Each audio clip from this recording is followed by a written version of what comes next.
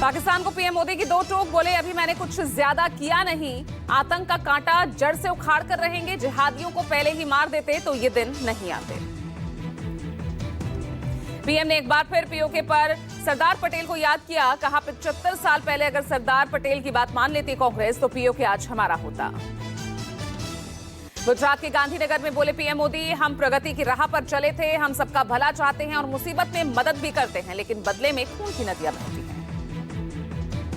Operation सिंदूर पर बोले PM Modi, आतंकवाद के 9 ठिकाने 22 मिनट में ध्वस्त किए, इस बार की कार्रवाई हमने कैमरे के सामने की ताकि कोई घर में सबूत न मांगे। पीएम मोदी के बयानों पर कांग्रेस का तंज, पवन खेड़ा ने कहा अभिनेता प्रेम चोपड़ा की तरह डायलॉग मार रहे हैं मोदी, गंभीर सवालों का जवाब नहीं देते। जम्मू कश्मीर के पहलगाम में अब्दुल्ला कैबिनेट ने की बैठक, सीएम उमर अब्दुल्ला समेत कई मंत्री रहे मौजूद, पर्यटन को बढ़ावा देने के लिए सीएम उमर ने कदम उठाया। जम्मू कश्मीर नेशनल कॉन्फ्रेंस के प्रमुख फारूक अब्दुल्ला ने कहा केंद्र सरकार ने जो डेलीगेशन भेजा वो ये संदेश भी ले जाए कि हम युद्ध नहीं अमन चाहते हैं। राष्ट्रपति भवन में पद्म पुरस्कार समारोह, दूसरे चरण में 69 विशिष्ट लोगों को सम्मान। प्रधानमंत्री नरेंद्र मोदी की अध्यक्षता में केंद्र कैबिनेट सीसीएस और सीसीईए की आज अहम मीटिंग, सुबह 11 बजे प्रधानमंत्री आवास पर बुलाई गई।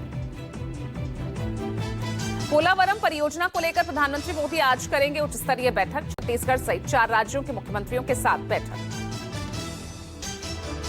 बैठक में छत्तीसगढ़, ओडिशा, आंध्र प्रदेश, तेलंगाना के मुख्यमंत्री, उनके जल संसाधन मंत्री और वरिष्ठ अधिकारी शामिल होंगे।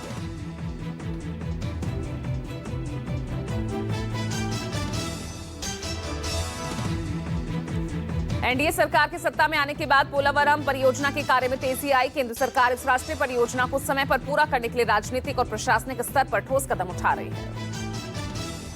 नई दिल्ली में आज डार्क पैटर्न पर स्टेक होल्डर्स के साथ अहम बैठक, केंद्रीय मंत्री प्रहलाद जोशी स्टेक होल्डर्स के साथ करेंगे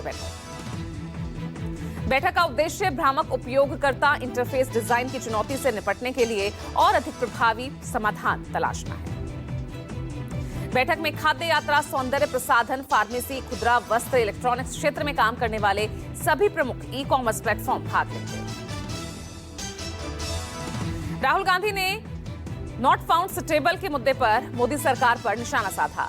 राहुल गांधी ने दिल्ली विश्वविद्यालय समेत तमाम केंद्रीय विश्वविद्यालयों संस्थानों में एससी, एसटी और ओबीसी वर्ग के लिए आरक्षित प्रोफेसर पदों पर भर्ती नहीं किए जाने का आरोप लगाया। राहुल गांधी ने दावा किया कि नॉट फाउंड सुटेबल का बहाना कर इन वर्गों के उम्मीदवारों की आरक्षित पदों पर नियुक्ति नहीं की जा रही है। राहुल गांधी ने बीजेपी संघ पर आरक्षण के खिलाफ होने का आरोप लगाते हुए यह भी कहा कि नॉट फाउंड सुटेबल अब नया मुनवाद बन गया है। दिल्ली विश्वविद्यालय के छात्रों के साथ अपनी एक चर्चा का वीडियो एक्सपर्ट साझा करते हुए राहुल गांधी ने यह मुद्दा उठाया, कहा कि एससी, एसटी, ओबीसी के योग्य उम्मीदवारों को जानबूझकर अयोग्य ठहराया जा रहा। राहुल गांधी के मनुवाद वाले पोस्ट पर केंद्रीय शिक्षा मंत्री धर्मेंद्र प्रधान ने पलटवार किया, कहा कांग्रेस के शाही परिवार ने एससी, एसटी, ओबीसी को छला। राहुल गांधी और कांग्रेस पार्टी देश में झूठ और फरेब की सबसे बड़ी ब्रांड एम्बेसडर बन चुकी है।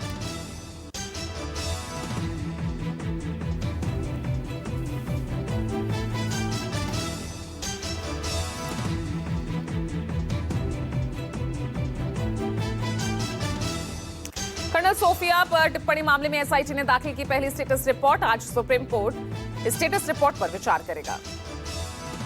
मध्य प्रदेश के मंत्री विजय शाह के आपत्तिजनक बयान की जांच करी एसआईटी ने अपनी पहली रिपोर्ट सुप्रीम कोर्ट के सीलबंद लिफाफे में दाखिल कर दी है। रिपोर्ट में विभिन्न तथ्यों और वीडियो फुटेज का सत्यापन शामिल है। आदिवासी मामलों के मंत्री विजय शाह ने 12 मई को एक भाषण के दौरान कर्नल सोफिया कुरैशी पर आपत्तिजनक टिप्पणी की थी। ऑपरेशन सिंदूर को लेकर अशोका यूनिवर्सिटी के असिस्टेंट प्रोफेसर अली खान महमूदाबाद की याचिका पर आज सुनवाई, खान ने अपने खिलाफ दर्ज एफआईआर को रद्द करने की मांग की।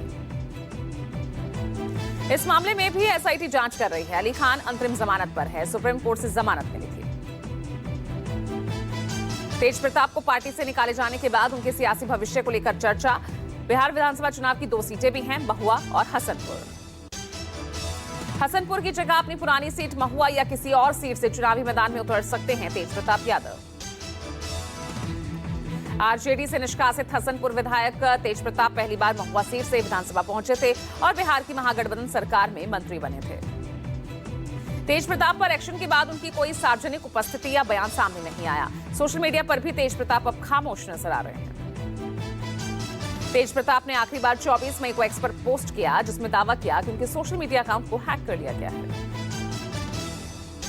तेज प्रताप की पत्नी ऐश्वर्या राय ने तेज प्रताप पर लिए गए लालू यादव के एक्शन को बताया ड्रामा। कहा कि मैं 7 साल से अपनी लड़ाई लड़ रही हूं। ऐश्वर्या ने सवाल किया कि मैं ये पूछना चाहती हूं कि जब इन लोगों को पता था कि ऐसी बात है तो शादी कराकर मेरी जिंदगी क्यों बर्बाद की। ऐश्वर्या ने कहा कि ये लोग मिले हुए हैं, लालू का पूरा परिवार ड्रामा कर रहा है।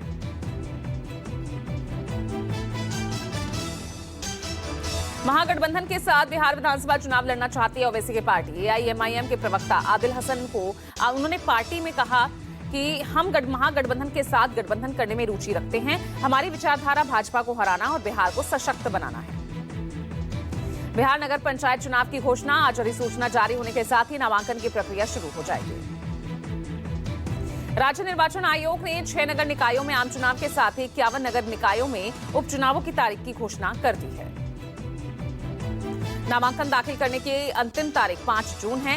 नाम वापस लेने की अंतिम तारीख 10 से 12 जून तय की गई है और नाम वापसी के लिए प्रत्याशियों को 13 जून को चुनाव चिन्ह दिया जाएगा। पश्चिम बंगाल में शिक्षक भर्ती विवाद के बीच सीएम ममता बनर्जी ने बड़ा ऐलान किया। सीएम ने कहा कि इस मामले में नई शिक्षक भर्ती होगी, जिसकी अधिसूचना 31 मई तक जारी हो जाएगी। इसके साथ ही कहा सुप्रीम कोर्ट में पुनर्विचार याचिका भी दायर की है।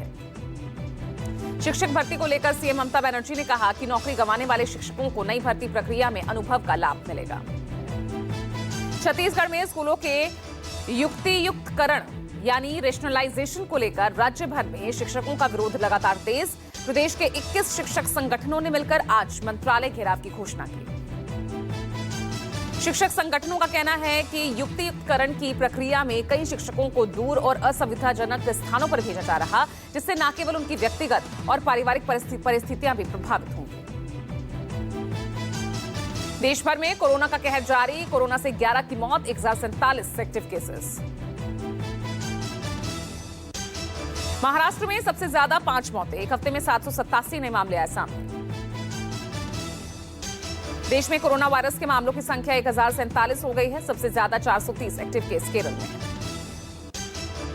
जयपुर में सोमवार को कोरोना के 2 मरीजों की मौत हो गई। इनमें से एक रेलवे स्टेशन पर मृत मिला, उसकी कोरोना रिपोर्ट पॉजिटिव आई। महाराष्ट्र में 208, दिल्ली में 104, गुजरात में 83 केस, कर्नाटक के 80 केसेस में से सिर्फ 73 बेंगलुरु में। वहीं कोरोना से महाराष्ट्र, राजस्थान, पश्चिम बंगाल, कर्नाटक और मध्य प्रदेश में कुल 11 मरीजों की मौत। इनमें से 9 की मौत एक हफ्ते के भीतर हुई। वृंदावन श्री बांके बिहारी मंदिर कॉरिडोर मामले में नया मोड़। सुप्रीम कोर्ट ने राज्य सरकार को नए अध्यादेश के मुताबिक काम करने की इजाजत दी।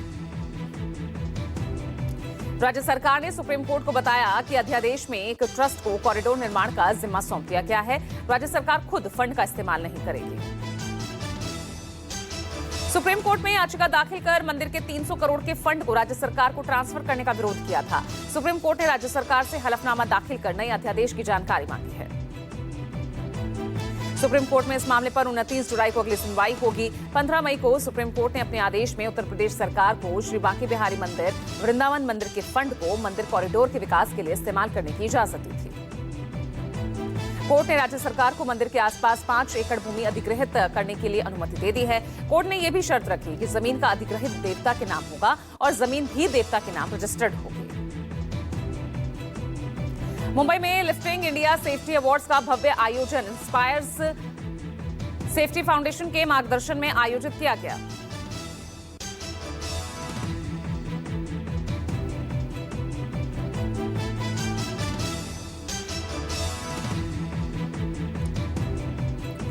ये पहल लिफ्टिंग उद्योग में समर्पित पेशेवरों के लिए एक श्रद्धांजलि है, जो कार्यस्थल की सुरक्षा सुनिश्चित करने के लिए अथक प्रयास करते हैं। भारतीय नौसेना को आज मिलेगा युद्धपोत आईएनएस तमाल, जिससे नौसेना की ताकत में और भी इजाफा होगा। रूस से डिलीवरी की तैयारी पूरी। आईएनएस तमाल नाम का नया तलवार क्लास फ्रिगेट रूस से भारत को सौंपा जाएगा। ये जहाज रूस के यानतर शिपयार्ड में बना है और 2016 में हुए समझौते का हिस्सा है। बहुभूमिका वाला स्टिल्थ युद्धपोत आईएनएस तमाल एक आधुनिक गाइडेड मिसाइल स्टिल्थ फ्रीगेट है जो हवा, जल और सतह पर एक साथ हमला करने में सक्षम है। ये ब्रह्मोस एंटी शिप मिसाइल से लेस होगा, साथ ही एडवांस सेंसर और हथियार प्रणालियों से लेस रहेगा, यानी ये युद्धपोत सुपरसोनिक मिसाइल दाग सकता है। ऑपरेशन सिंदूर का नया वीडियो सामने आया। सीमा सुरक्षा बल ने ऑपरेशन सिंदूर का नया वीडियो जारी किया और कहा कि बीएसएफ ने पाकिस्तान की 72 चौकियां तबाह की। 26/11 आतंकी हमलों के मास्टरमाइंड तैमूर राणा की अर्जी पर आज एनआईए कोर्ट में होगी सुनवाई। राणा ने एनआईए कोर्ट में अर्जी दाखिल कर परिवार से बात करने की अनुमति मांगी। राणा ने कोर्ट से आग्रह किया कि जेल नियमों के अनुसार अपने परिवार से बात करने की अनुमति दी जाए। राजस्थान बोर्ड 10th क्लास का रिजल्ट आज आएगा शाम 4:30 बजे। आरबीएसई 10th रिजल्ट 2025 घोषित होते ही स्टूडेंट्स बोर्ड की ऑफिशियल वेबसाइट यहां पर नतीजे चेक कर सकते हैं। 4 इस्लामिक मुल्कों की यात्रा पर निकले पाकिस्तान के पीएम शहबाज शरीफ। तुर्की और ईरान होते हुए अब शरीफ अजरबैजान पहुंचे। अजरबैजान आने का मकसद 3 इस्लामी देशों पाकिस्तान, तुर्की और अजरबैजान के बीच दोस्ती को मजबूत करना है। गाजियाबाद के इंद्रापुरम में लव मैरिज को लेकर फिर बवाल हुआ। मुस्लिम युवक ने हिंदू लड़की से शादी की।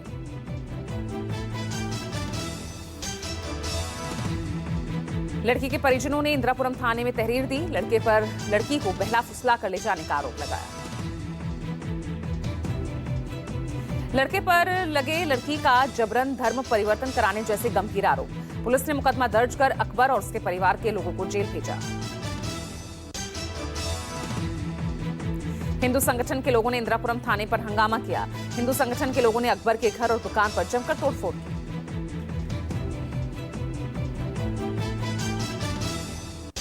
जयपुर में अचल ज्वेलर्स के मैनेजमेंट की लापरवाही से गई 4 लोगों की जान। सोने चांदी के कुछ कड़ों को खोजने के लिए सुरक्षा उपकरणों के बिना मजदूरों को सेप्टिक टैंक में उतारा। अचल ज्वेलर्स मैनेजमेंट ने बनाया मजदूरों पर टैंक में उतरने का दबाव। टैंक में दम घुटने के चलते गई मजदूरों की जान। टैंक में उतरे सभी 8 मजदूर बेहोश हो गए। महात्मा गांधी अस्पताल में मजदूरों का इलाज चल रहा।